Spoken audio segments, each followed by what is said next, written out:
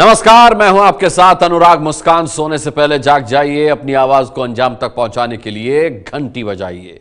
घंटी बजाने का नंबर बदल गया है, हम बार बार इसलिए बताते हैं क्योंकि आपको हर रोज ये नंबर याद करा सकें। वैसे अब तक आपको ये कंठस्थ हो चुका होगा 8422840000। इस नंबर को अपने फोन में भी सेव कर लीजिए, हमें मिस कॉल दीजिए। जवाब में एक मैसेज आएगा, जब आप मिस कॉल देंगे तो जवाब में मैसेज आएगा, उसमें दिए गए लिंक को खोलिए, उसमें बताई गई जगह पर अपना संदेश, अपना वीडियो रिकॉर्ड कीजिए और इसे हमें भेज दीजिए। ऐसा करने का मकसद आपकी आवाज को सरकार के सामने लाना है ताकि बदलाव में आप भागीदार बने। तो शुरू करते हैं आज का मुद्दा। आज दिल्ली में अरविंद केजरीवाल के राजनीतिक वजूद का भविष्य तय करने वाले चुनाव का प्रचार खत्म हो गया। 272 सीटों की लोकल लड़ाई में दुनिया भर का प्रपंच हुआ। जिसका जो मन आया वो बोला, जिसको जो सूझा उसने वो किया। जनता सुनती रही। आपको बता दें 1.3 करोड़ दिल्ली वाले मतदान में अपना फैसला सुना देंगे। लेकिन हमारे मन में एक सवाल उठा कि क्या इतनी राजनीति का बोझ सहने के बावजूद देश की राजधानी दिल्ली 125 करोड़ हिंदुस्तानियों के गौरव का प्रतिनिधित्व करने के लायक है? ऐसा हम क्यों कह रहे हैं? नेता बड़ी बड़ी बातें करते हैं, पर क्या वो दिल्ली को मध्ययुगीन और अंग्रेजों के बनाए चेहरे से अलग चेहरा दे पाए? बात बड़ी है, पूरी व्यवस्था और सोच पर सवाल उठाती है। हमारी रिपोर्ट आपको आज देश की राजधानी पर एक नई सोच देगी। रिपोर्ट देखिए, राष्ट्र के गौरव की प्रतीक राजधानी को खंडहर बनाने वालों की बजा दीजिए तो घंटी।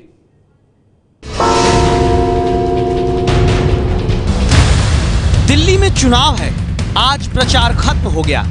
नेताओं में सत्ता पाने की होड़ ऐसी कि अदालत से लेकर सड़क तक चुनावी गहमा गहमी रही।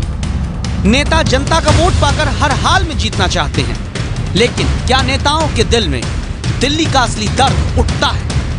राजनेताओं के इसी चरित्र को आज समझने के लिए पहले इतिहास में चलिए। मुगल काल में 950 साल पहले बनी कुतुब मीनार, जो ईंट से बनी दुनिया की सबसे ऊंची मीनार है। यह है दिल्ली की पहचान।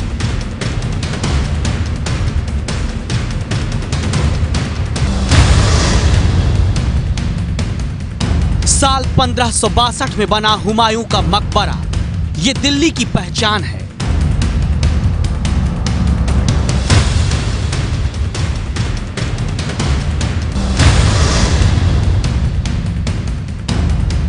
सत्तानवे साल पहले अंग्रेजों के राज में बनी देश की संसद, ये दिल्ली की पहचान है। लेकिन 70 साल बाद आजाद मुल्क की राजधानी दिल्ली की नई पहचान क्यों नहीं? अंग्रेजों ने दिल्ली का जो खूबसूरत हिस्सा बसाया, उस लुटियंस दिल्ली के बाहर निकलते ही क्यों देश की राजधानी दिल्ली किसी बी या सी ग्रेड शहर के जैसे दिखने लगती है?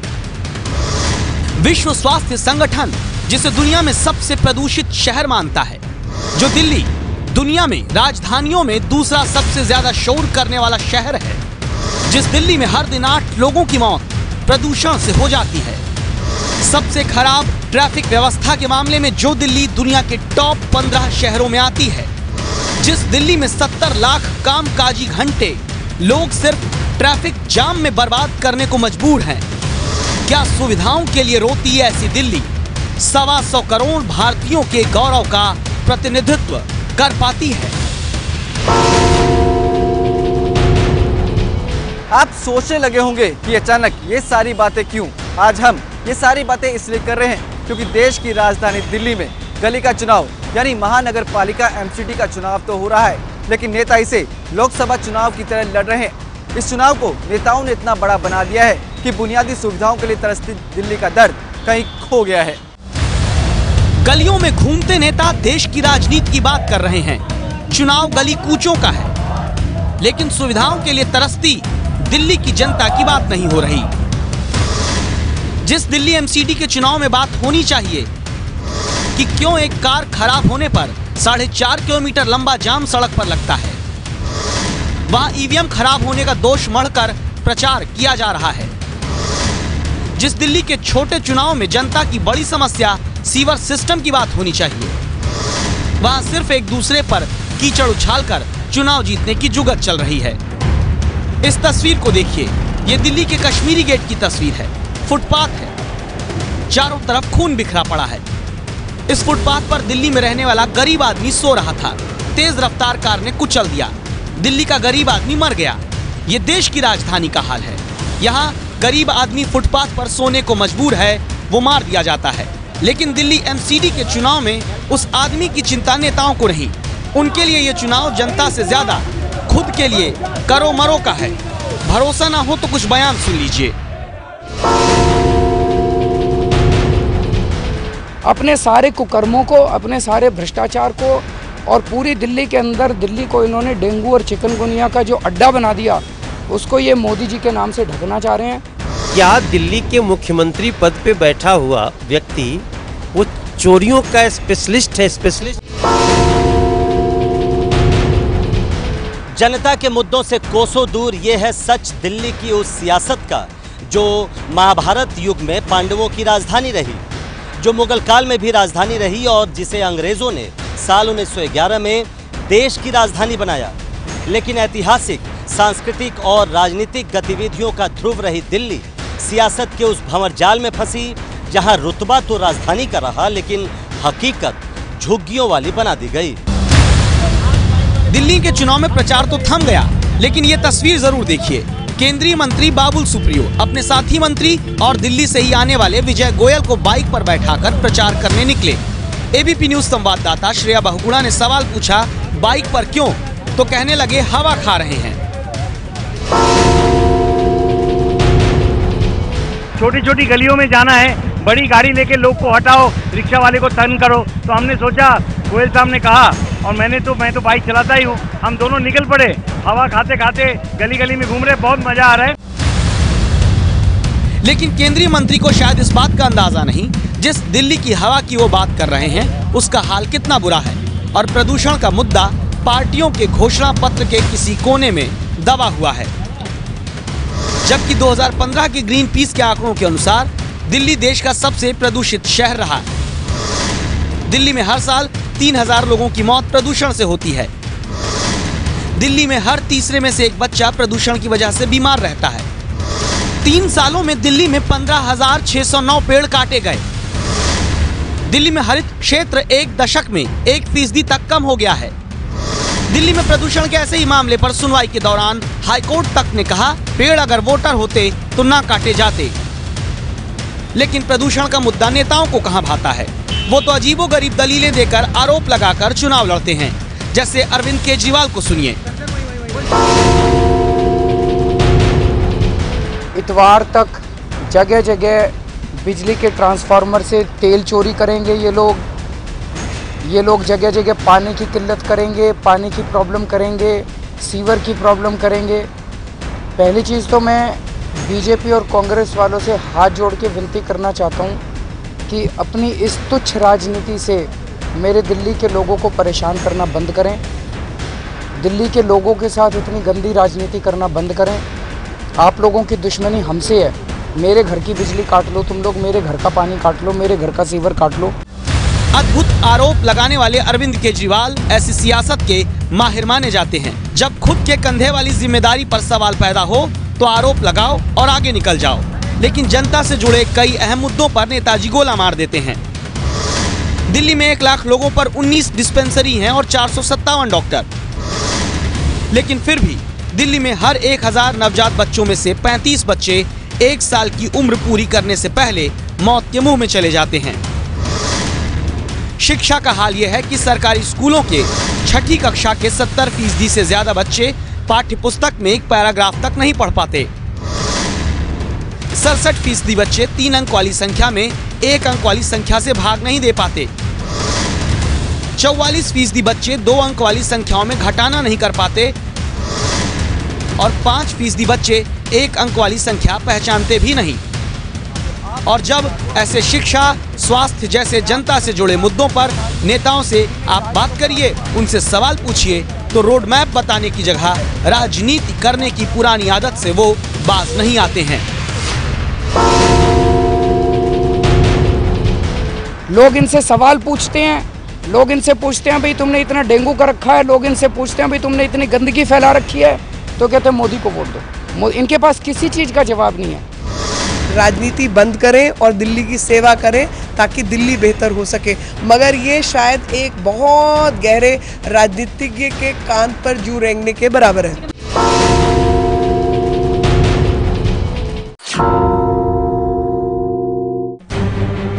इसीलिए आज हम बार बार कह रहे हैं कि आजादी के 70 साल बाद भी देश की राजधानी दिल्ली को और दिल्ली वालों को वो गर्व नेता महसूस ही नहीं करा पाए जिसके वो हकदार हैं। दिल्ली की गली गली घूमकर 272 सीटों वाली एमसीडी का चुनाव जीतने के लिए नेताओं को गरीब आदमी की कितनी चिंता है, अब ये समझने के लिए मिलिए प्रदीप से, जो पूर्वी दिल्ली नगर निगम के सफाई कर्मी हैं। इनके हाथ में पत्नी कुसुम की फोटो है जिन्हें किडनी की बीमारी थी। इलाज ने कर्ज में डुबो दिया, पत्नी चल बसी, कर्ज जिंदा है। समय रहते तनख्वाह नहीं मिलती, परिवार दाने दाने को मोहताज हो जाता है।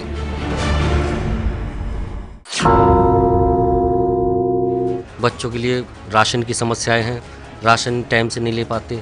अगर तनख्वाह समय पर मिल जाए तो राशन भी भरवा लें। और बच्चों की पढ़ाई का खर्चा है, इनकी फीस वीस का खर्चा है, ये भी नहीं दे पाते हम। अगर समय से वेतन मिल जाए तो इनकी सुविधा हम समय से दिला सकते हैं और इनकी पढ़ाई का खर्चा भी कर सकते हैं। एमसीडी में बीजेपी का शासन है, दिल्ली में केजरीवाल की सरकार। दोनों पार्टियां एक दूसरे को पैसों की कमी के लिए कोसती हैं। पिसता कौन है? गरीब आदमी, चाहे कर्ज में डूबा कर्मचारी हो या सफाई कर्मचारियों की हड़ताल के बाद बदबू के ढेर के बगल से गुजरने वाली देश की राजधानी दिल्ली की आम जनता। दिल्ली देश की राजधानी है, लेकिन इस राजधानी पर कैसे गर्व किया जाए जहां 19,000 लोग बेघर हैं, जहां 22% लोग एक कमरे के मकान में रहते हैं। दिल्ली के 18% मकानों में अलग से किचन नहीं और दिल्ली की 1/3 आबादी अवैध बस्तियों में रहती है। जो दिल्ली चमकनी चाहिए वो झुग्गी झोपड़ी से धूमिल हो रही है। क्यों? इसकी वजह बताते हैं शहर बसाने के expert town planner AK Jain. Political system है, ऑर्गेनाइजेशनल सिस्टम है, वो इसमें बहुत बड़ा एक अड़चन है, क्योंकि जो प्लान बनते हैं और जो इम्प्लीमेंटेशन होता है उसमें बड़ा गैप रह जाता है। और ये सब पॉलिटिकल लीडर्स ये जानते हैं कि ये जितने स्लम से आना था इस कॉलोनी जहाँ पे 1/3 पॉपुलेशन रहती है वो वोट बैंक हैं और वही वोट देने जाते हैं। तो इस पर कभी भी कोई एक्शन नहीं हो पा रहा है। इसीलिए राजधानी के चुनाव में जनता से जुड़े मुद्दे नेताओं को नहीं सुहाते। वो अपनी राजनीति करते हैं देश की राजधानी की किस्मत को दांव पर लगाकर। दिल्ली में जिसको प्रदूषण दूर करने की जिम्मेदारी है वो खुद ही प्रदूषण फैला रहा है। कभी आर्थिक प्रदूषण फैला रहा है, कभी सामाजिक प्रदूषण फैला रहा है और कभी कभी तो ऐसा दुर्गंध फैलाया जा रहा है अपनी बातों से, व्यवहार से, अपने कर्मों से। तो अगर आपके घर में कल को कोई डेंगू, चिकनगुनिया, मलेरिया से बीमार होता है, फिर ये समझ लेना आप ही जिम्मेदार हो, क्योंकि आपने डेंगू वाली पार्टी को वोट दिया, आपने चिकनगुनिया वाली पार्टी को वोट दिया, आपने मच्छरों वाली पार्टी को वोट दिया, आपने गंदगी वाली पार्टी को वोट दिया। केजरीवाल के लिए डेंगू, चिकनगुनिया वोट पाने का हथियार हो सकता है, लेकिन जनता के लिए ये कितनी बड़ी समस्या है अंदाजा इस बात से लगाइए कि आज दिल्ली हाई कोर्ट को कहना पड़ा 2016 में डेंगू चिकनगुनिया से जो मौतें हुई ऐसा इस बार नहीं होना चाहिए। सरकार के पास रोकथाम की नीति हो, एक दूसरे पर ठीकरा फोड़ने की बहानेबाजी नहीं चलेगी। अब अरविंद केजरीवाल को ही लीजिए, जिन्होंने एमसीडी के चुनाव में दिल्ली को लंदन जैसा बनाने की बात कह दी। उन्हीं के राज वाली राजधानी में दिल्ली वाले कैसे अपनी जिंदगी, अपना करियर सड़क पर जाम में बर्बाद कर दे रहे हैं वो भी जान लीजिए। दुनिया के सबसे खराब ट्रैफिक इंतजाम वाले शहरों में दिल्ली 13वें नंबर पर है। एक अनुमान के मुताबिक दिल्ली वालों का ट्रैफिक जाम में ही 42,000 करोड़ रुपए फूंक जाता है। ट्रैफिक जाम के कारण जो उत्पादकता और वक्त बर्बाद होता है उसकी वजह से अकेले दिल्ली में 6 साल तक का करियर तबाह होने का अनुमान है, क्योंकि करीब 70 लाख कामकाजी घंटे दिल्ली वालों के ट्रैफिक जाम में नष्ट हो जाते हैं। दुनिया में किसी भी देश की पहचान सबसे पहले उसकी राजधानी से होती है, लेकिन देश की राजधानी दिल्ली का बुनियादी जरूरतों के मोर्चे पर हाल क्या है यह आपने देख लिया। सड़क सुरक्षा, शिक्षा और स्वास्थ्य के पैमाने पर दिल्ली कोसों दूर खड़ी है। अब ये रिपोर्ट देखने के बाद सबसे जल्दी सबसे पहले आप काम जो कर सकते हैं बदलाव के लिए वो है घंटी बजाओ। जी हां, सत्ता के लिए जनता को गुमराह करने वाले नेताओं पर कार्रवाई का कानून बनना चाहिए। एबीपी न्यूज की इस राय से सहमत हैं तो 8422840000 पर अभी और इसी वक्त मिस्ड कॉल दीजिए।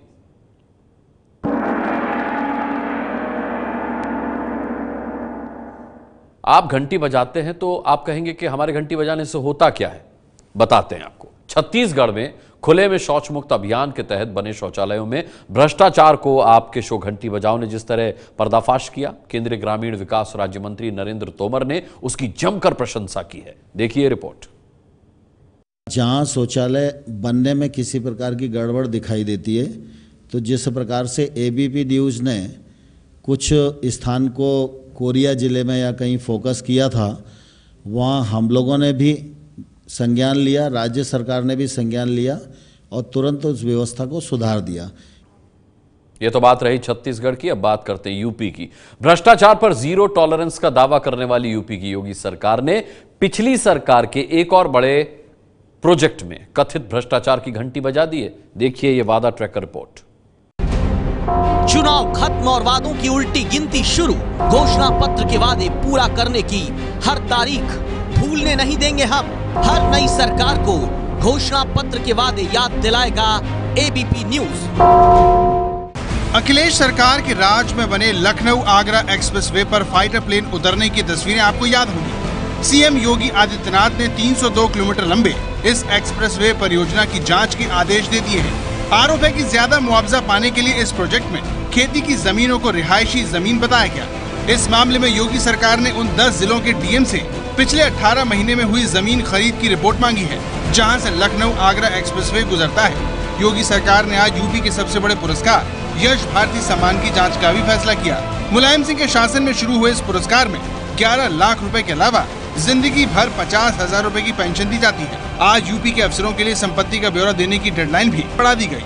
3 दिन पहले सीएम योगी को मंत्रियों से भी दोबारा कहना पड़ा था कि अपनी संपत्ति का ब्यौरा दीजिए, जबकि उन्होंने सत्ता संभालते वक्त ऐलान किया था कि 15 दिन के अंदर मंत्री अफसर अपनी संपत्ति का ब्यौरा देंगे। घंटी बचाओ, हर वादे पर रखेंगे नजर। हमने जब ये शो घंटी बजाओ शुरू किया था तो उसके शुरुआती एपिसोड की रिपोर्ट में हमने खाने पर सर्विस टैक्स को लेकर के एक कवर स्टोरी दिखाई थी। सरकार ने गाइडलाइन बनाकर खाने के बिल पर जबरिया सर्विस चार्ज वसूलने वाले होटल और रेस्टोरेंट्स की घंटी बजा दी है। देखिए फॉलोअप रिपोर्ट। हम खबर को दिखाकर भूल नहीं जाते, हम खबर को कभी बीच में नहीं छोड़ते। अंजाम तक हर खबर का पीछा करता है एबीपी न्यूज। जितने भी संबंधित लोग हैं उनको हम जो है गाइडलाइन जारी कर रहे हैं कि आप कंपलसरी नहीं कर सकते हो, जिसको देना होगा देगा, जिसको नहीं देना होगा नहीं देगा। ज़्यादा से ज़्यादा आप कर सकते हो कि एक फॉर्म क्या कहते हैं कि दे दो कि आप देना चाहते हैं तो दो, नहीं देना चाहते हो नहीं दो, खत्म हो गया। कानूनी हम कोई बाध्यता उसमें करना नहीं चाहते हैं। तो सरकार ने कह दिया सर्विस चार्ज स्वैच्छिक है, अनिवार्य नहीं। और अब 45 सेकंड में, सिर्फ 45 सेकंड में देखिए वो खबरें जो आपके लिए जानना बेहद जरूरी है। यूपी के सीएम आदित्यनाथ की जेड कैटेगरी सुरक्षा को और बढ़ाने का फैसला। सूत्रों के मुताबिक एनएसजी कमांडोज की एक क्यूआरटी टीम भी सुरक्षा में होगी तैनात।